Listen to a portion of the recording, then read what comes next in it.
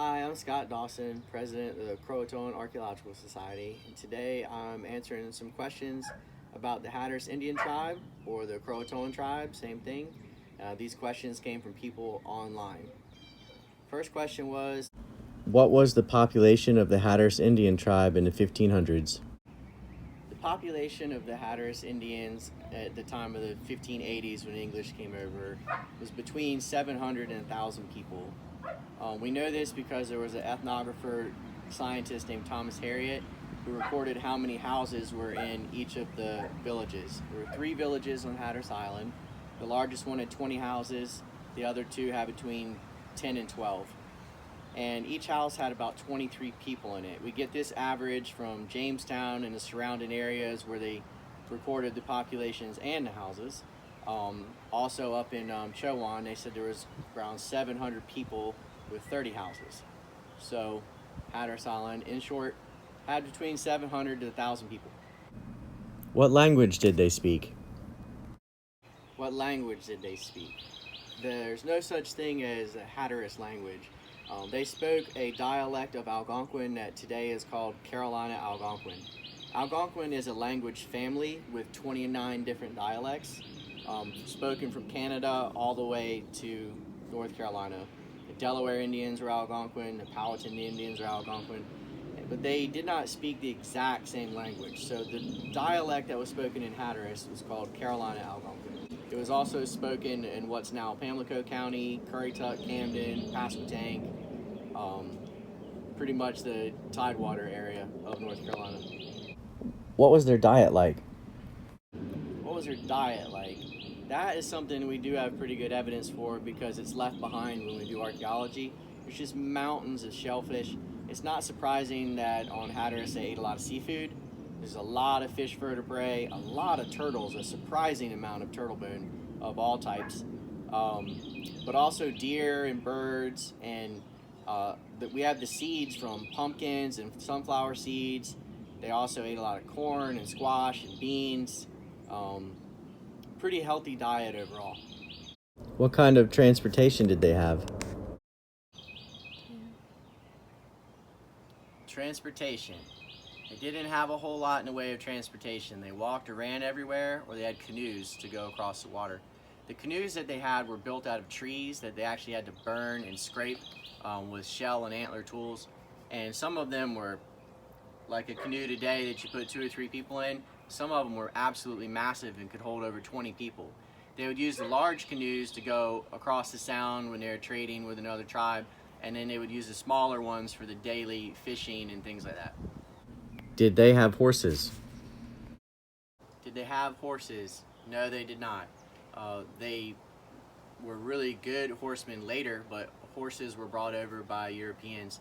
The first horses on the Outer Banks were from a shipwreck on a ship called the Tiger that wrecked off of Wakakan, which is the old name of Ocracoke, in 1585. What were their religious beliefs? Their religious beliefs. Well, they did believe in heaven and hell. Hell they called Popogasso, but it was here on earth where the sun sets, and instead of being a pit of fire and brimstone, it was a pit of darkness, and it was really cold. They also believed in heaven, and your acts here on earth, if you were good, you went to heaven. If you were terrible, you went to Popogasso. But it wasn't eternal. You could graduate from hell, and you could also get kicked out of heaven, so you had to be good even after you died. They had an ancestral god, which they called Kivas. They believed in one like chief paramount god that made all the other gods.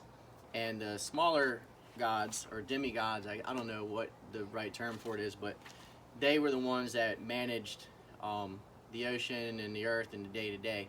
And they would communicate to these gods through Kivas, which was an ancestral god that they made little models of out of clay and wood, and they painted them red and black and white, and they would sit in kind of, I can't do it, but like crisscross Indian style, and they had copper and shell necklaces on, which we've actually found some of those, and they would put those into morgues.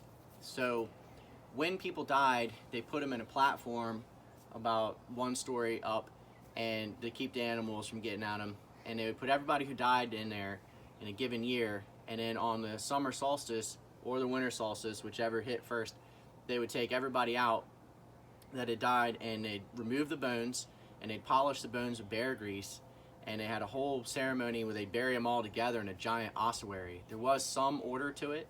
It wasn't just all piled in, but these things have been uncovered. The largest one was in Hatteras Village in 1974, and it had over 110 individuals in it. So that's a lot of people to die in 1 year. There's another type of burial called a flex burial, where they're in a fetal position and their wrists were tied together and their ankles were tied together with leather, and they would put them in a circular pit. We don't know what determined if you got a flex burial versus a giant ossuary burial. We do know that it had nothing to do with age and it had nothing to do with gender, as we found both genders and all ages in both types of burials. So we don't know what determined if you got a flex burial, but most people did not. Most people got the ossuary. Did they have pets? Did they have pets? Yes, they did. The English described the Croatoan as having wolfish dogs, and we weren't sure what kind of dog this was, but in our digs we've been finding an enormous amount of coyote teeth, even some of them buried with the people. So it's possible that that wolfish dog was coyotes and they had domesticated coyotes. We also know that they did have pet raccoons like Pocahontas. Not that she actually had a pet raccoon, but some people did. Did they do a lot of dancing? Yes, they did do a lot of dancing. They had musical instruments, big drums where they'd take a deer skin and put it over a hollowed out piece of wood. They had a lot of gourds and rattles, all kinds of instruments. We even found a inner ear bone of a sperm whale that had been coated in copper, and it was possibly some kind of flute. Don't really know what that was. It's a strange object. But they had different dances for different things, and they danced as a community. Almost everything they did was as a community. They all ate together, they all hunted together. If somebody killed a deer, it wasn't just brought back to that person's family, they'd share it with the tribe. They had a different dance when somebody was born, when somebody got married, when somebody died. They had a dance before going to war. There's specific dances, so it wasn't paired off like one-on-one dancing in little groups of just one guy and one girl. Instead, it was a huge ring of people, and they usually had two rings. There's an outer ring and an inner ring, and one ring would go clockwise and the other would go counterclockwise, usually around a fire or sometimes these big poles that they carve faces in. And so yes, they did an enormous amount of dancing. What kind of technology did they have? What kind of technology did they have? Well, the biggest difference between the natives over here and Europeans at the time was the lack of iron. They did not have iron tools, which really limited what they could do with wood. They still built canoes, they still built houses, but it was a lot more labor involved because they had to use shell and antler tools and sometimes stone tools. But they did have an enormous amount of knowledge in botany. They knew every single root and plant and what it was good for, what you could eat, what kind of things would cure burns, and all the different medicines that you get. That tremendous amount of knowledge with nature, and they focused on that. That was a point of their education.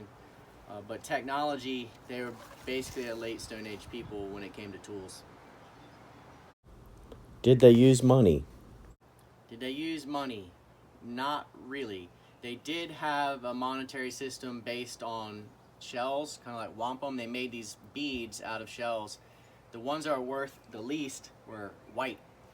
Actually, the white ones were called Roanoke, which is where Roanoke comes from, and the blue ones were worth the most. Purple and black, they all had different values depending on where you went, but when the English came over, they noticed this, and they got glass beads that they would trade, and they realized very quickly that the blue beads were worth a lot more, and we found all of these beads on our site. John Smith up in Virginia was able to trade 2 or 3 pounds of glass beads for 600 bushels of corn. That's an enormous amount of food for that. So the English pretended like it was the blue beads that were the hardest to make as well. It was actually the red ones that were the hardest to make because they had a little bit of gold in them. But yes, they had a monetary system, wampum, is what they call it, but it wasn't really used day to day. It was that was more for tribes further north. What was their government system? Their government structure, they had one paramount chief that was kind of in charge of everything, and it could be a man or a woman. But they also had, I guess you'd call it like a mayor, where each of the towns had their own Verwants or leader, and they all ruled by a council. Because transportation was by foot or canoe, if you had a large chiefdom, it was very hard to communicate between the paramount chief and everybody in the tribe. So they had a lot of independence in these little villages. The mayor, I guess is the best way to call it, the sub-chiefs that were in charge of these villages, their councils would decide on the day-to-day activities and punishments for crimes and things like that. And then the paramount chief had an inner council that was made up of the different mayors that would meet a couple times a year. Actually, Hatteras is where they met. Croatoan, the suffix tan tells us that. And they would decide on big decisions like going to war or a huge trade deal with another tribe and things like that. When a chief died, it wasn't like Europe when a king died and their eldest son took over. They would usually just pick somebody else from the council, and bloodline had nothing to do with it. If anybody has any more questions, just send them to me and I'll try to answer them as honestly as I can.